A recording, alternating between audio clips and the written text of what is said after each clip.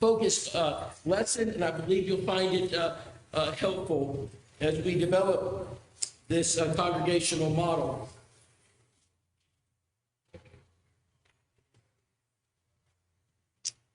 All right. Does everybody have a copy of their Congregational Evangelism Guidebook? Everybody have a copy tonight. You will need that. It's you can find you'll find this lesson in the back of that book. You'll find it listed, and if you have that material, you may find it helpful tonight. You'll find it in the back of the book. This is a congregational plan. You can, I believe it's I think maybe 127. You can find it in the table of contents. It is again in the back. It's called the Congregational Plan. There are 10 key aspects of congregational planning that we're going to identify in this lesson. But that congregational guidebook will provide at least an abbreviated form and then an expanded form where I go ahead and list in more detail how to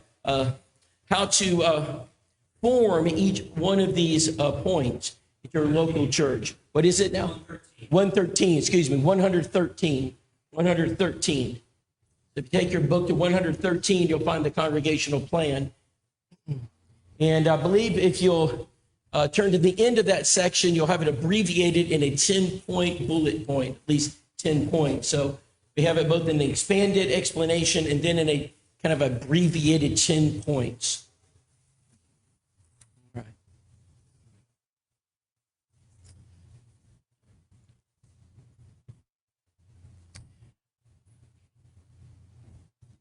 In 1953, the Churches of Christ were growing at such a pace that the Dictionary Committee for the World College Dictionary decided to make a change.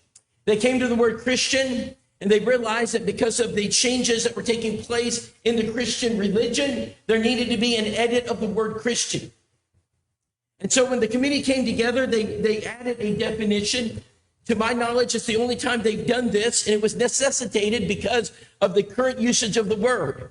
The Church of Christ was having an incredible impact all throughout the nation. And what I'd like to do is open this dictionary, because I do have one, and this dictionary meaning carried through the 50s, and identify the change they made to the word Christian. Now, again, I'm going to open this book, and I'm just going to read right from the book to make sure that I do it accurately, and I represent truthfully the change. Christian, number one, pertaining to or deriving from Jesus Christ or his teachings. And so that's not earth-shattering. That had been the same definition since the word was issued. Number two, believing in or belonging to the religion of Jesus Christ. Again, not earth-shattering. The definition was sustained and it was the same. Number three, pertaining to Christianity. Number four, exhibiting the spirit or followers of Christ. Again, it's still following the traditional definition, but here is where things began to change. When they added a definition, they said a Christian is a Campbellite, a member of the Church of Christ. Brethren, in 1953, they decided that they needed to change the definition of the word Christian because the Church of Christ was having such an impact in society that they needed to accurately reflect what they were seeing. And so they used the word Campbellite in derision because they couldn't stop your doctrine. So what they tried to do is make fun of you. And it's very likely that your sons have never, your children, you guys who are younger have never heard the word Campbellite. Perhaps you've never been called a Campbellite. But there are those of us in the audience, when we were in our youth, that was a common phrase to make fun, poke fun at the Church of Christ. Now, don't worry about it, because today most people don't know the difference between a member of the Church of Christ and a Mennonite. They're not going to call you a Campbellite. They don't have to, because we've stopped ourselves. We're in our church buildings. We're not in the community. We're not growing. They don't need to make fun of you. But in 1953, they needed to make fun of you because we were growing so quickly. We grew to a point from 1947 to 1953 where the Church of Christ doubled in size. We went from 1 to 104 to 1 to 84 in this country, meaning for every 84 people, you found a member of the Church of Christ. Our numbers jumped from 1.5 million to 2.35 million in 1967.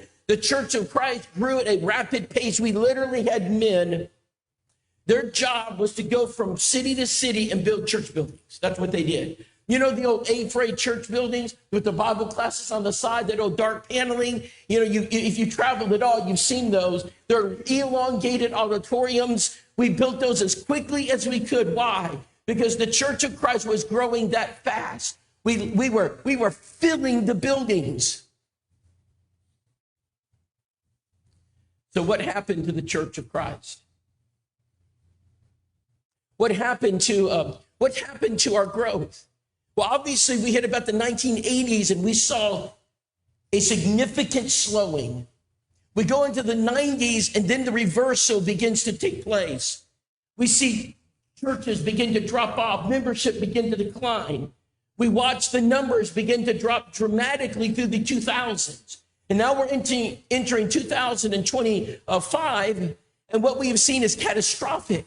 And our numbers went from one Christian to every 84 in the country, now to one Christian to well over 300. We went from 2.5 million Christians down now to just under 1 million Christians in this nation. We have seen a rapid decrease in our membership. They don't need to make fun of you. They don't need to call your names because they know you're not a threat. Brethren, I want to propose a very important plan for your local church, a plan that necessitates and requires the membership to enact. I am not here to train the preacher. I'm not here to invoke an eldership and encourage and train. I am here to penetrate your membership. And in order to do that, we need a plan, a congregational plan. We need to make sure that our members are equipped, that our members are trained, that we have leadership in place so that specific intentional things are done. A simple sermon isn't going to correct this problem. We have all heard the sermons. We've been hearing the sermons for 50 years. It's obviously not going to fix the problem. We've been preaching on evangelism. It's not fixing the problem. If we don't engage the church members, we're not going to fix the problem. We must engage every member. On Sunday morning, this church building will be full with many more men that are not present tonight. They weren't present last night, and they're probably not going to be present on Wednesday night. But on Sunday morning, they're going to sit in our pews, and we're going to engage them. We're going to ask for their help. We're going to tap them on the shoulder. We're going to initiate it with them. We're not going to make a public announcement. We're not going to put a sign-up list on the back of the bulletin board. We're not going to put a bulletin blurb in some type of printed newsletter. We're not going to put a PowerPoint up because none of that's going to work. We are literally going to speak to them one-on-one and say, we need your help.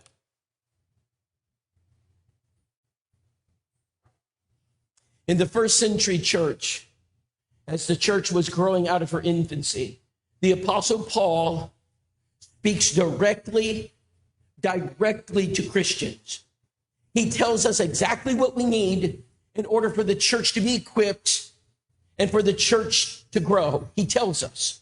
I want to invite you to open your Bibles to Ephesians chapter 4, and I would like us to look at least what Paul, under the inspiration of God, told the church she needed to grow. What did Paul say?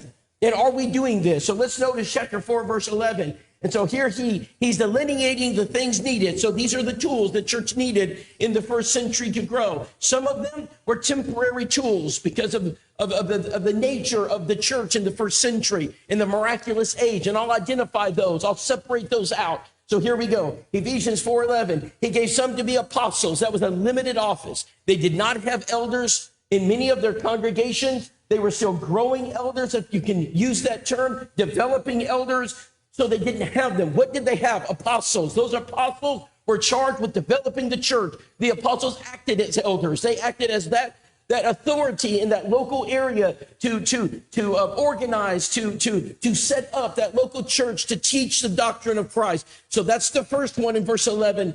We have elders in that place today. And he said some may be prophets. They needed prophets because they didn't have Bibles. They couldn't say turn to the book of Matthew. It's still being authored. They couldn't say turn to the book of Acts. It's still being authored. It's not inexistent. And so these inspired prophets could stand before God's people and preach and teach. They had a miraculous gift upon which we do not have. There are no miraculous gifts today. The gifts of that age were temporary, limited to the first century, only passed along by the apostles. Now, verse number 11. He says this. So he's telling the church what they need. These are tools that they needed. Paul wanted the church to grow, but look at this next one. And some evangelists, that's not a temporary office. Now, in the sense where there were inspired evangelists, that would certainly be temporary. Philip was an inspired evangelist, but I want you to focus on this point. There were evangelists, and the church needed evangelists. Now, we're going to go back to that word in just a minute, and then he lists some others. He said some pastors, some teachers. Now, go to verse number 12. Why? Why do we need these men in the early church? Here's what they're going to do. For the completion, perfecting, or the equipping, whatever version you're using, it's going to use some word like that. For the equipping of the saints, for the completing of the church, for the perfecting of the saints. For, notice this, the ministry unto the edifying, the building up of the body of Christ. Now, let's think about this. Does the church need edified? Yes or no? Okay, how do we edify the church? What do we do to edify the church? So let's compare the first century solution to our solution. What's our solution for edification? We got to plan events.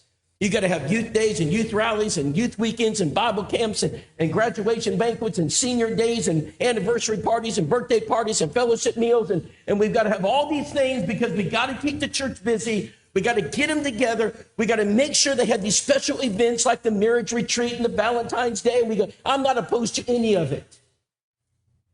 I'm not opposed to getting your church members together, but that's not what Paul says. Paul says, if you want to edify the body of Christ, what do you need? What word does he say? What office do we have? Does he give us that we can still have today? What is it? Evangelists. Did you notice he didn't say anything about youth ministers? I'm not opposed to youth ministers, but I just don't see it. He didn't say you need a community involvement minister. He didn't say what we need is a family life minister. He didn't say we need a young professionals minister. He didn't say we need a college minister. He didn't. Now, I'm not, if you're part of that, if that is the title you wear, brother, I support you. I love you. I am not suggesting you're sinning, but I'm trying to make a point here. I'm trying to make a point on the state of the Church of Christ right now. How many of our churches, BC, how many of our churches have evangelists identified right now sitting in their pews? How many of our churches have that? Very few. We thank God when they have elders, don't we? When I show up at a church and they have elders, I thank God. Because it's hard to work with the church without elders. I'll just be honest, it's difficult. If you're going to put an evangelism plan together and you don't have elders, it's one more complication. It's not impossible. We've helped churches without them, but it makes it just more challenging. I love churches with elders and deacons. I'm not talking about elders. I'm not talking about preachers. We got preachers in our churches. We got pulpits, men filling pulpits. And I'm thankful for every man that dedicates his life to preaching the word of God. If you're one of those men, I thank God for you. I'm asking, where are the evangelists? Why don't we have evangelists in our church? I've noticed something. We have 350 congregations in this school.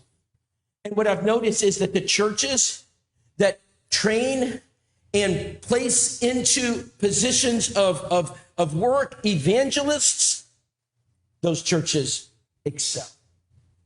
They excel. In fact, some congregations get to a point in size where they can hire someone to serve in that capacity. It's a full-time role. So they have 250, 300 members. It's obvious the preacher, he's ministering to the saints.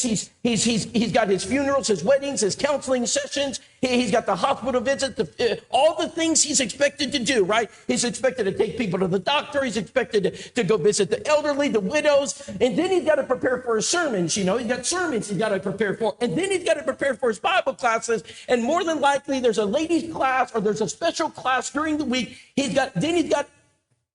How's he going to evangelize? Right, let me make this point as abundantly clear as I can. Most of our preachers right now in our churches, when they get to the office, they have choices to make. The pie only can be divided into so many sections. If you don't go see and visit Sister Sue, it's going to cost you your job to get it 6 weeks. He didn't come by this week.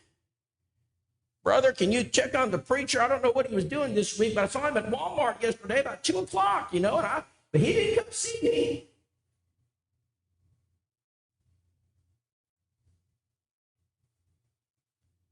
Our preachers are struggling to keep up because the expectations are unrealistic.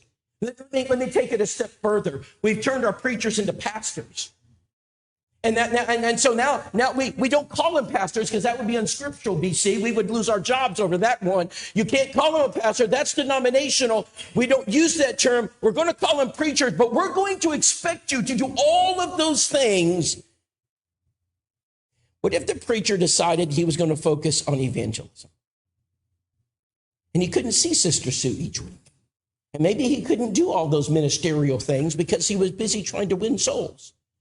Would you like me to tell you what happens to that preacher? You fire him. I have seen it over and over. The great Ivan Stewart. Who remembers the name Ivan Stewart? He was the greatest soul winner. He wrote Open Bible Study. He had the Great Commission School. Man, went all over the country. Him and Jewel Miller and Bobby Bates were they were close. And everybody remember Jewel Miller? Who remembers Jewel Miller? Those old evangelism visualized, more people were converted because of Jewel Miller. And I'll say this is a fact. There's no denying this. More people were converted because of Jewel Miller in the 1960s, 70s than anything. We're talking millions of people.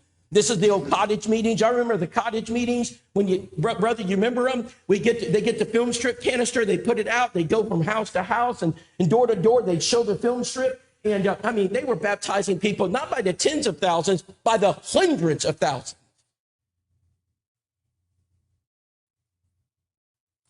The late brother Ivan Stewart said something about evangelism. He said, I'm going around the country. This is in the 70s.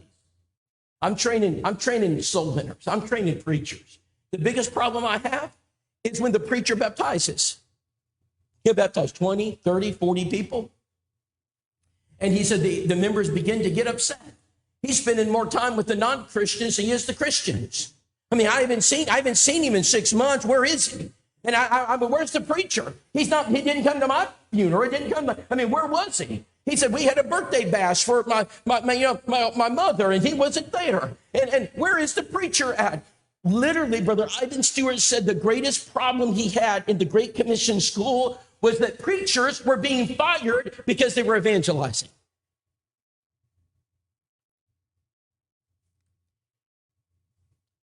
In 2018, I started this school, not because I wanted to start it, but because I was asked to start it. Brother, I had no idea what I was jumping into. It wasn't my mission in life to start a school. That's not what I wanted to do. I was a local preacher, and I was asked by brethren over and over again, Rob, please start a school. When I agreed to finally start it, and we set up a structure where I could put under an eldership, and I would have the tools to do it, I had no idea one of the greatest challenges I would face would be the same challenge Ivan Stewart faced. And I would just be honest with this group tonight. It was the same challenge I faced in the pulpit. If you focus on evangelism, you can't do everything else you're expected to do. Some things are going to slip, and the brethren are going to complain.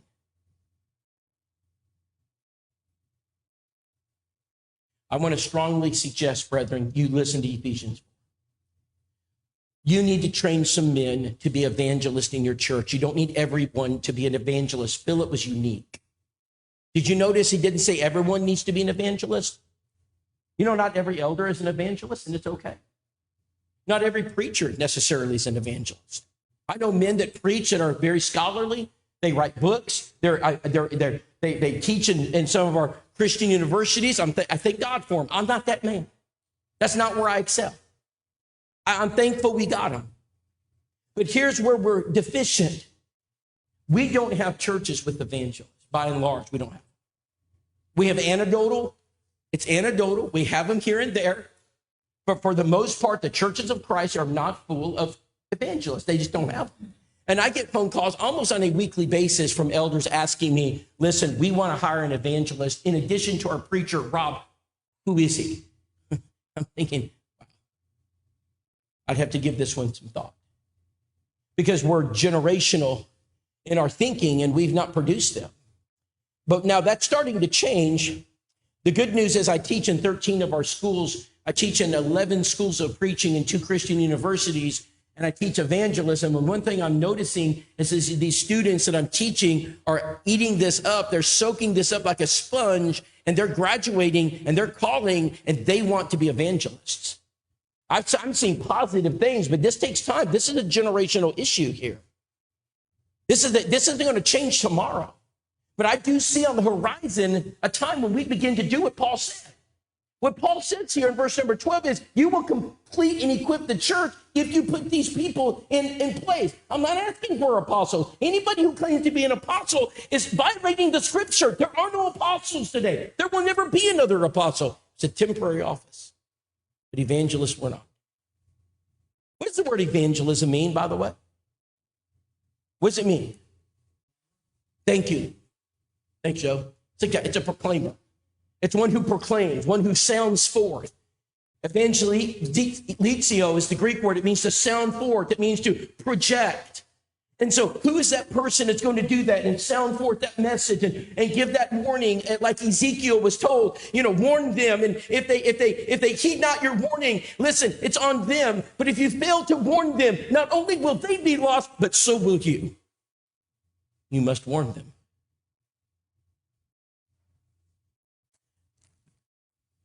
Tonight, I want to talk about a congregational plan. And I spent 10 minutes, 15 minutes introducing this topic,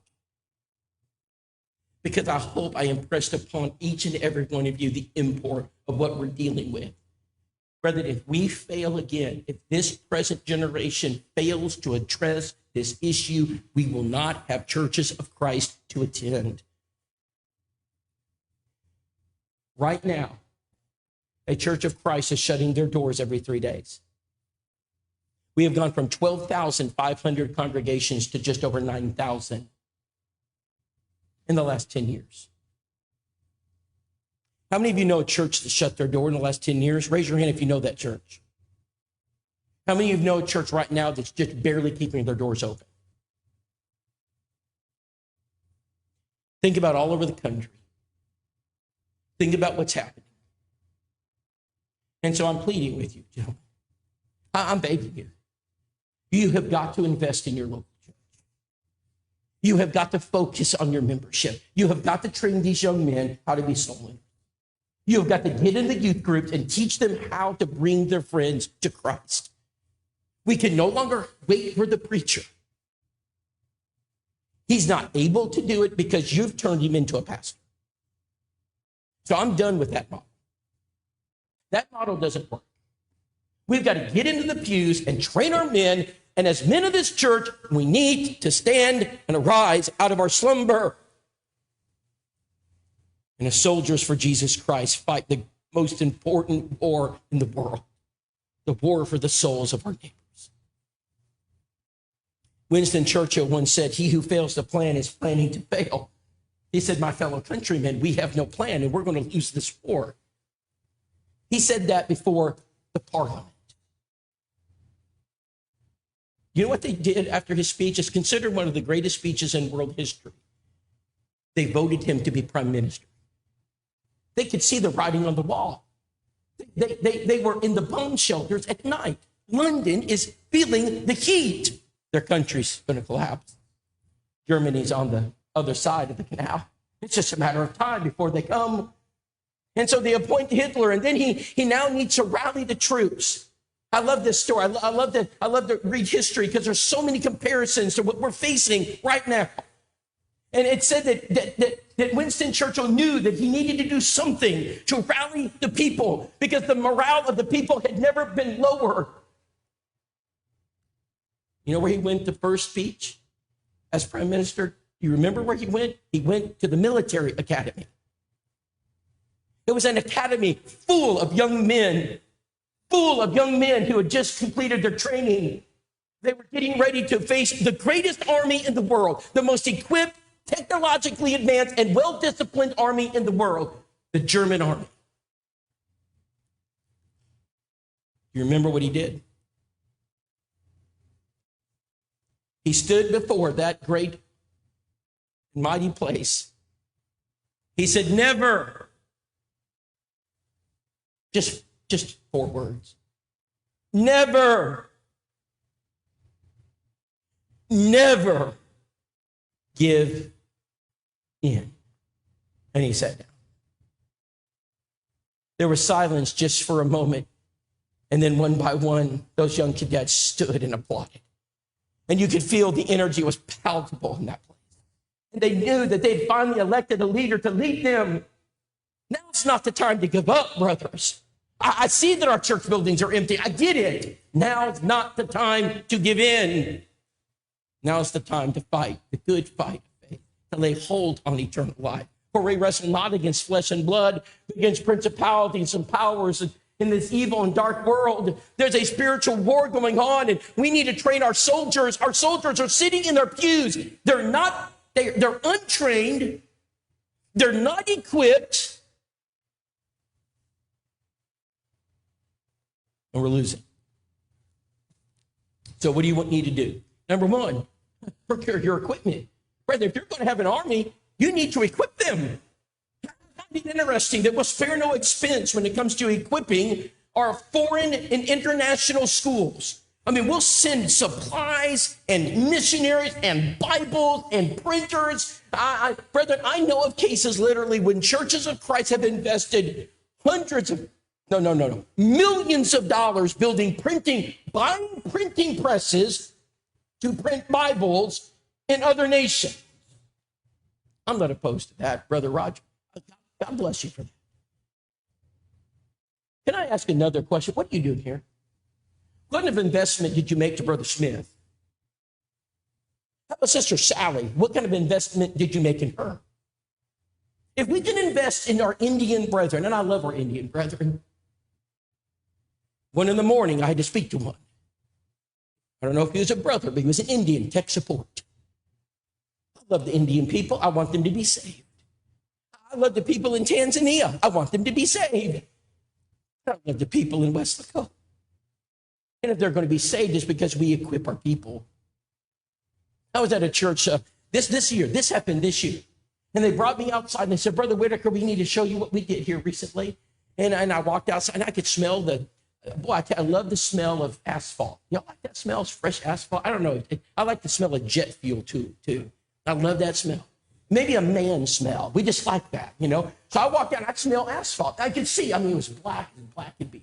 And he said, Brother Whitacre, look at that. It's a big parking lot. He said, look at that park. I said, it's nice. Brother, it's all nice and strong. We just got it ready for you, Brother Whitacre. This big campaign. I said, thank you. He said, it cost us $200,000. I said, brother, that's a lot of money. He said, things have gone up. I said, yes, sir. But believe you me, I'm taking that. Because I'm about to sit down with elders and talk about investing in their membership. And I better not hear a word about investing in their membership. And we can afford to spend $200,000 resurfacing the parking lot, and we're going to have a problem securing materials for our church members. You're talking to the wrong man.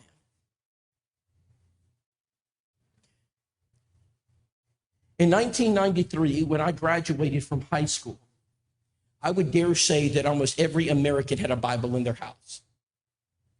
If I were to ask the average American, do you have a Bible in their house? They'd say yes. Do you know what that is today? Do you know the average person does not have a Bible in their house? Did you know that? I wonder if you went from person to person right here in Whitacre and said you have a Bible, but they'd say, I know, because we're on college campuses. We were on college campuses last weekend. We're in communities. We were in craft fairs. We were in various city affairs, and we're asking that question, do you have a Bible? And let me give you the answer. No, they don't have Bibles. Brethren, instead of shipping all the Bibles to India, maybe we should ship some to Whitacre. I find it interesting how effective this is. All you got to do is go up to someone on a college campus and say, hey, do you have a Bible? What, a Bible? Would you like one? Our church is giving out free Bibles. Yeah, I'd love a Bible. As we've been doing this, it's rare. It's very rare that someone says, no, I don't want a Bible. Extremely rare. In fact, what we find is most people say, I'd love to have a Bible. They don't have a Bible. Think if you went to wherever it is you work out, to wherever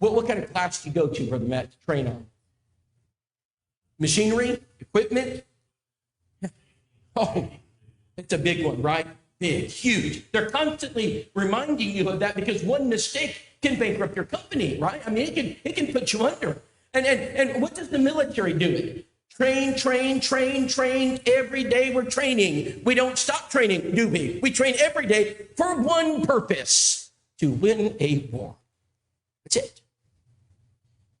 My dad was in charge of the training department in Delta Airlines for the 737-800. He would tell me about all the money. They have massive budgets, huge budget. His job, make sure people are trained. Fail at that job, the airline goes bankrupt. You cannot fail here. You spare no expense. You make sure those employees are trained. You make sure they understand even letting maybe a little, I don't know, bolt go missing down in the fuel tank. It cost the lives of hundreds of people, which it did. It got caught in the wrong place. They didn't count their bolts. Safety is so important. You got to do this right. You can't miss this one up. Now, I'm going to take you to another place. I'm going to go in the back door. How many of you have been to a training class in your local church that would teach the members what to do when a visitor walks through the door? How many of us have been to a training class that teaches us how to greet new movers in our community? How many of us have been to a training class that teaches us how to personally invite someone to church? There isn't how to personally do it. How many of us have been to a training class on how to do a Bible study? How to be a silent partner? How to be a mentor? What do we do with new converts? How many of us have been to a training class that teaches us how to knock on a door? The fact is that most of us have never been to a training class. We have no idea how to do it. And you want to know why door knocking fails? You want to know why we fail at door knocking? The number one reason is not because it doesn't work. If you think it doesn't work, you need to come talk to me, because my numbers will change your mind. I've done it all over the nation. The reason it doesn't work is we have no idea what we're doing. We have no idea how to do it. You know how we knock doors today? I'll show you how we do it. Yes, my name's Rob. We're having a gospel meeting next week. We'd like you to come. We have the great Glenn Colley coming. Do you really think they're coming? First of all, they have no idea, and I love Glenn Colley. They have no idea who Glenn Colley is. Number two, why would they come to your meeting? They don't even know who you are. Brother, the days of people coming to your gospel meeting because you knock on their door is over. They're not coming. You are wasting time. Now, I'm not opposed to gospel meetings, but that's not how you get people to come. I'm going to show you some numbers in a little bit about what happens if you train the members how to properly knock the door and what to say. I will surprise you. I've done it all over the country. Blue states, red states, suburban, urban. If you'll follow the training, it works. We need to train our members how to use tools like Back to the Bible. We need to train our members how to use Believe the Bible. We got to train them.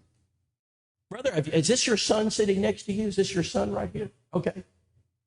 And anybody have their son with them tonight? I sure would like to talk. Dad, have you taught your son how to fish yet? Have you ever taken him out fishing? And the first time you took him out fishing and gave him a pole, did you teach him how to do it? You know, if you don't teach your son how to fish, it can become a very dangerous activity. That hook is, have you ever been hooked before? I mean, oh my. You know, it only happens one time, and you don't ever forget it, do you? And you got to train them how to release it, right? Train them how to, it's in the wrist, you train them how to operate, using, Zepco, or you using something else, but we got to get it going. We got to train them. Brethren, you got to train your people. You need training classes. Number 4, you got to promote an evangelistic atmosphere in your church. You got to make everything go through the funnel. The great brother Jerry Jenkins. How many of you heard of Jerry Jenkins before? Okay, he was one of the great soul winners of the 1970s. Brother Jenkins had the largest congregation in the United States of America, and it was some 2,000 members. It was an incredible, at the time, everybody talked about it. And the question was, how did you get to be the largest Church of Christ in America? It was just over, just north of Birmingham, just outside Birmingham. But let me tell you how he did it. So I talked to the people that were there. I know the people that were there during this time. And here's what they tell me consistently. Number one, they created the funnel effect. So I'm thinking, okay, what is the funnel effect? He said that means everything that church did focused on evangelism. Everything. Not one activity exempt. You're going to have a graduation party? Fine. It better focus on evangelism. And you can do it. If you're going to have a birthday party, fine, but we better focus on evangelism. Whatever it is we do, it better be evangelistically centered. And he was known for saying, hey, I don't mind any activity, put it on the calendar, but if it's not associated with evangelism, we're not doing it here. And he had an eldership that backed him up, and they said, he's spot on. That's number one. That's the first thing he did. Second thing, he saturated the church with an evangelistic mindset. Reflecting that mindset was one of the activities the church did every time they met. Every single time they met, that church sang the song as they closed out the sermon. Same song every single time they met. Lead me to some soul today. 2,000 Christians sung that song every time. I went to a church a few years ago. The elder said, Rob, I know you're bringing your team up here. And I said, yes, sir. You're going to do a big campaign. I said, we're going to try. And I said, no, Rob, we're in an upper middle class area. The income level is pretty high here. Don't be surprised if it doesn't work. I said, okay, I understand. And they were trying to lower expectations. I always raise expectations. And they said, Rob, we have this big backpack drive, we're going to do Friday. I said, yes. And they said, Rob, what do you think about making it an evangelistic event? I said, I love it. And they said, well, how would you do it? I said, well, tell me how you do it. They said, well, we get the orange cones out there. We get the yellow tape. We get all the people through the line. We have a big awning. We give them the backpack when they come through, have a little information about the church, and get their contact information, send them on their way. I said, okay. How many backpacks do you pass out? He said about 400. Now think about it. They're going to go through 400 backpacks. They do it every year. It's a large church, about 400 members. I said, okay, brother. I said, I've got a suggestion to make. He said, wait a minute. Let me get the deacon of the backpacks. I said, let me go get the deacon of the backpacks. So the deacon of the backpacks came. I said, he takes me to the backpack room. He shows me all the backpacks. Never seen as many crayons in my entire life as I'd seen in that room. They had more than Walmart. And so he was proud. He was saying how generous the ladies were and how much work it takes to put all the backpacks together. And I listened patiently. I'm waiting for an opportunity to explain how to evangelize. And finally he says, now, preacher, what is it that you want us to do? I said, I want you to put all the backpacks in the classrooms. What? Well, we always pass them out under the, I said, I know, but I want you to put them in the classroom. He said, well, preacher, how are we going to pass out the backpacks if we do that? You're going to invite them in, and we're going to have an open house. And in this open house, we're going to invite the community to come see our church. We're going to have the families for that church waiting, and we're going to take them one by one, and we're going to walk them through our church building and show them the church building and show them where the Bible classes are, where their children will be attending. And we're going to introduce their children to the teacher. We're going to pass that backpack out, and we're going to allow that child to meet the teacher and maybe have a little interaction. Then we're going to take that family, walk them over to a table, give them information about the church, and sit them in the fellowship meal where our ladies will put together a splendid meal. We're going to eat with them. Then you're going to escort them out of the church building into the parking lot to leave. And the deacon of the backpack said this, Rob, if we do it like that, we can't pass out 400 backpacks. I said, yes, but you have Bible study. And that's exactly what happened. They went from a church passing out 400 backpacks and having 0 Bible studies to a church having Bible studies. We didn't pass out. We passed out about 100 backpacks. But on that next Sunday, they had more visitors than they'd ever had recorded in their history. And they baptized 120 people because they learned how to reach the community. You know what happens when we funnel everything we do through evangelism? We actually start to grow. That's what happens. Why aren't we growing? We're too busy passing out backpacks.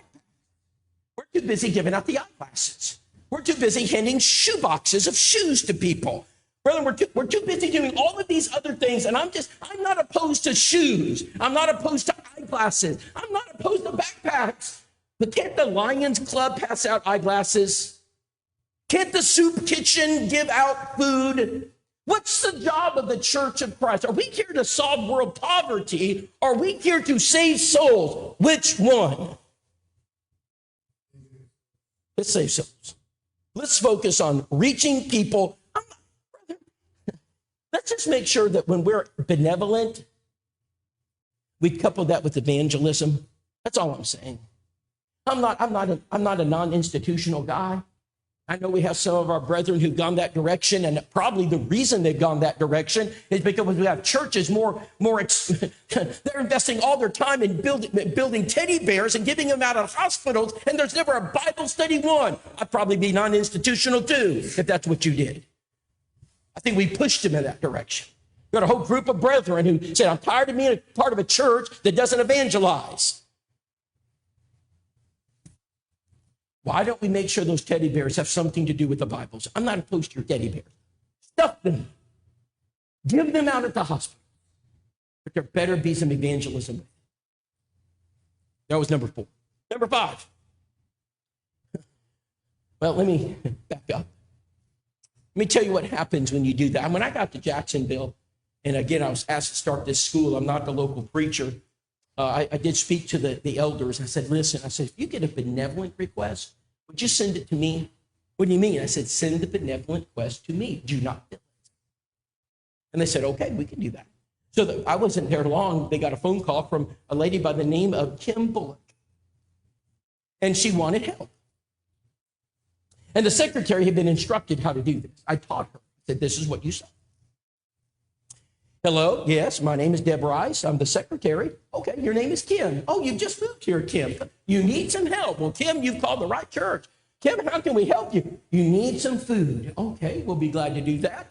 Oh, yes, we help people with food. Absolutely. We help them every Sunday morning at 9:30, and we can't wait to meet you. Oh, no, I just can't make it.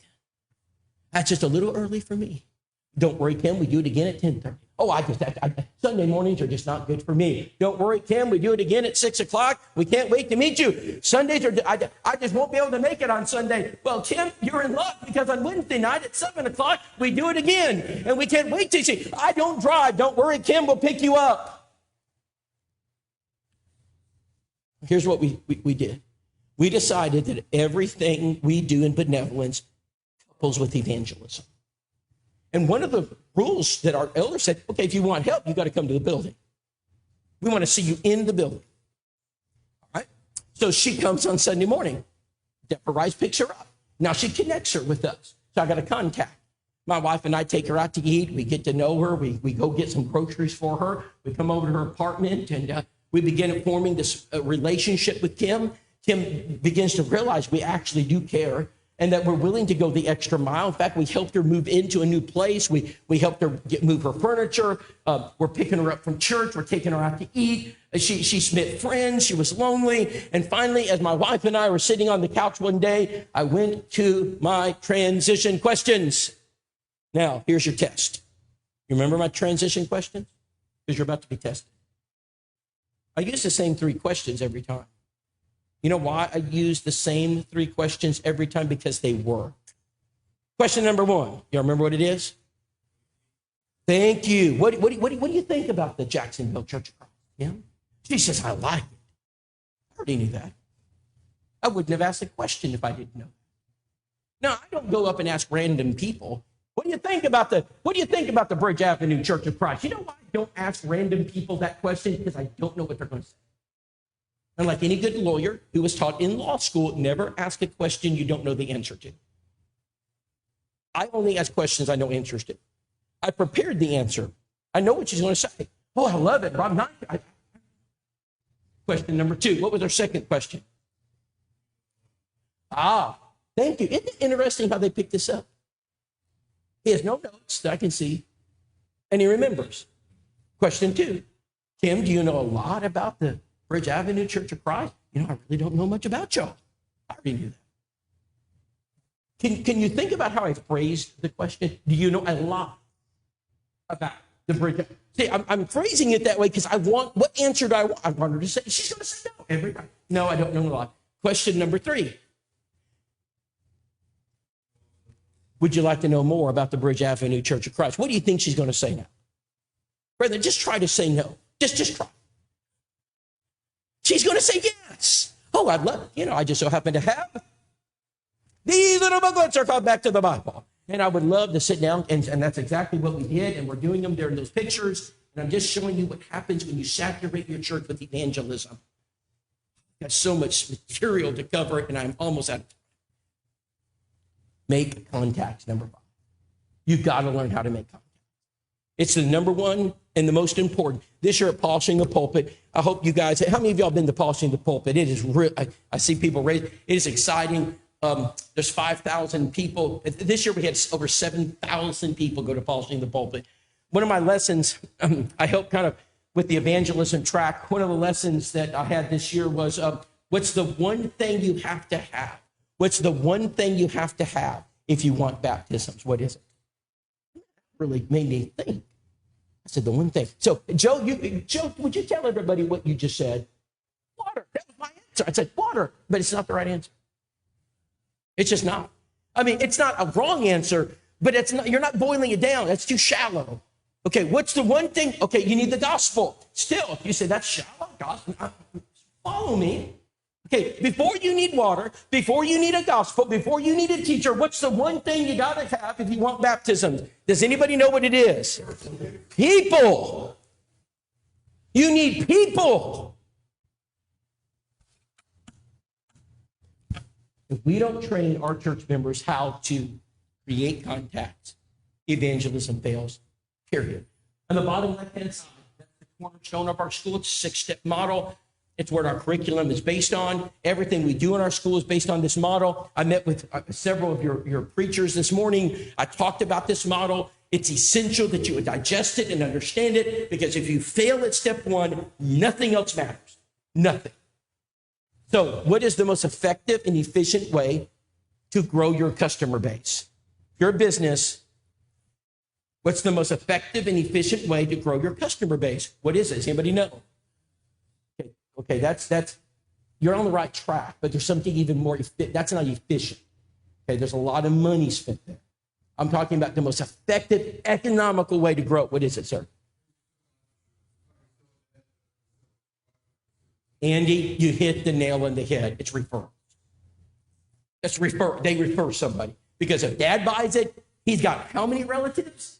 It's referrals. Now, let's think about this as a church, okay? Sitting in your pews on Sunday morning are customers. They're bought in. They're committed. How many of you know 10 people that are lost? Raise your hand. You have 10 referrals to give me. And I want them. And I'm going to ask them. Oh, I'm going to be a pest. We're going to do it congregationally. If you choose not to participate, you will be embarrassed. We're going to do it together. Everybody's going to do it. We're going to use what we call our referral bookmark. Everybody's going to get one. We're going to fill it out as a church. Everybody's going to have those names in there. And I will be asking for them. One at a time. I'm going to ask you. It's referrals. We have to learn how to do it. Now, brother, you were not far off with your answer. It's advertising. Promotion. You got to promote and advertise your church. If you don't promote and advertise, you lose. And so you got to get advertisement and promotions into your community. And I think I covered this yesterday in my lesson. Do people in the community know you're here? If they don't know you're here, they're not coming. You have got to, there's different words used in the marketing field to describe saturation. You know, Coca-Cola has saturation of market. How do I know that? You want a Coke? What, Sprite, Dr. Pepper, root beer? But what word do you use? They saturated the market. I don't know that you're ever going to get brand saturation. I don't know if that's achievable. But what about brand awareness? Just people are aware that you're here. I'm not talking about saturation. I don't even know if we're ever getting. I don't even scripturally get that. So, but brand awareness, just to make sure people know you exist. So how do we do that? We send a 8-page color magazine that's 50 cents, 25 cents to print, 25 cents to mail. We do all the work for you, and we send it into your community. We do it on a regular basis. We just keep sending it. And that way, in that home, when they have a crisis, and the father or mother realizes, listen, this crisis would be solved if we go to church somewhere, or there's a national crisis, and there's a revival that begins to happen in the country, and I pray God that's what's happening right now. And people say, we need to go. I got to tell you guys something that happened to my son. My son goes to electrical school. Rough guy. Matter of fact, it vexes his soul. He's Christian, and he proclaims his faith. He has no problem. Okay? These guys are rough. He goes to school with them every day. Sometimes he's a little discouraged because they're not always as friendly to Christians. He walks inside, and you know what they wanted to do this morning for 1 minute? That room full of rough guys, they wanted to pray. My son couldn't believe it. He said, Dad. And they begin each one to pray. I've never seen this, Dad. He said, Dad, the prayers are a little rough.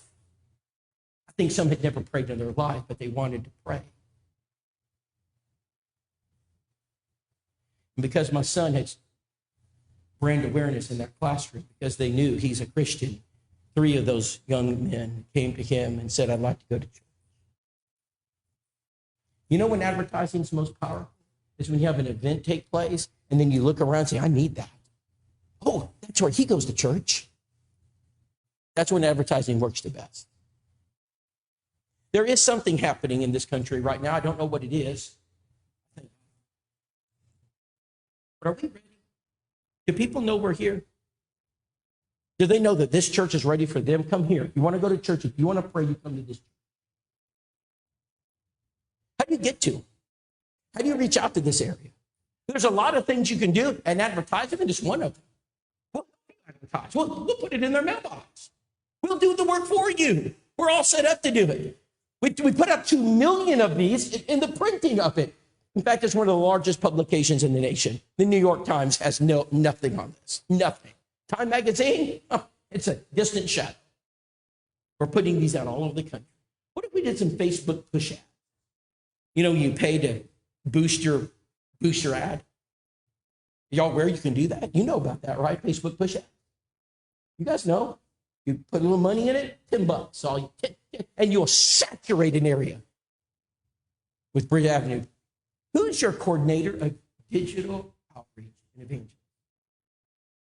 And does he know how to do it? Have you ever asked him to do it? Do you realize there's an opportunity right now? It's right now. In the name of the Bridge Avenue Church of Christ should be everywhere in this community. But we're asleep at the wheel. Are we even aware of what's going on? We need to advertise. What happens when you advertise? You get that. I've proven it over and over again. I told you when I started this training, I do not preach anything I don't practice. And I'm going to, if I had time, I could just go for just family after family that if we brought to Christ doing the very things I'm asking you to do. I remember when this family walked in, my wife and I saw this lady walk in, didn't know her name, never seen her before. And I sat right behind her with my wife, and we got to know her and her husband, Ellen and Perry. They were looking. They had some events. They were religious people. They were at a church, but things were happening in the country that made them question their church. And their church was undergoing some revolutionary changes on the definition of marriage. They didn't think it was right. I didn't know any of that when they sat down. All I did is go through my procedure protocol. Anybody know what I'm going to do first when a visitor walks through the door? What's the first thing I'm going to ask them? Anybody know what it is? Have y'all been listening this week? What's the first thing I always ask a visitor? Okay, yes, that's right. No, you're on the right track. Okay, there's a step I'm going to take. What am I going to do with that visitor? I'm going to say, hey, thank you. Hey, we got a little restaurant just down the road. Would you like to go get a bite to eat? And I remember she said, well, I'm feeling a little queasy tonight, but Rob, I said, what's your favorite restaurant, Perry? He said, Athena's. I said, I'll take you to Athena's. You take me to Athena's? I said, yeah, sure. He said, wow, I'm not going to miss that. He said, I'll take a rain check to Tuesday. I'll be feeling better Tuesday. I said, I'll make the reservation. Brethren, it will take me till Tuesday to pay for this restaurant. I don't ask people what their favorite restaurants are anymore. We go to Zaxby's. We go to Zaxby's. We don't ask that question. Anyway, so we meet Tuesday night at the Athenas, and we're sitting there at the table, and I'm going to go through my questions. You know, my questions, I'm going to go through them, right? My introductory questions. I'm going to say, hey, Perry. I said, what do you do for a living? In pest control. We talk about pest control. Perry, I said, where are you from? He said, I'm a local boy. Grew up in, okay, now, third question. Perry, what do you enjoy doing? He said, man, I love sports. There it is. Now I'm going to connect, okay? Perry, I love sports too. I said, Perry, you like to watch NFL football? And he said, no, disrespectful. I don't watch that anymore. I said, me neither. I said, okay. No football. Okay. Perry, you like NBA basketball? No, bunch of thugs. I don't watch them either. I used to watch the Spurs, but they're a bunch of thugs. I don't watch them anymore either. I said, okay. And I said, Perry, okay. Perry, what else? You like baseball? Too slow. I'm running out of sports. And I said, Perry, what do you watch? He said, it's all in the college, Rob. I said, college? Yes, now we're talking, right? College. I said, Perry, what's your favorite team? He said, go Alabama. Go Alabama. If I got to like Alabama football to get a Bible study, so be it. I don't care because I just want a Bible study. I'll root for Alabama. Go Tide. I'll say it if I need to. Is that what it is? Roll Tide? Okay, Roll Tide. Now, as we're sitting here talking, remember, I just want a Bible. I'll get my study.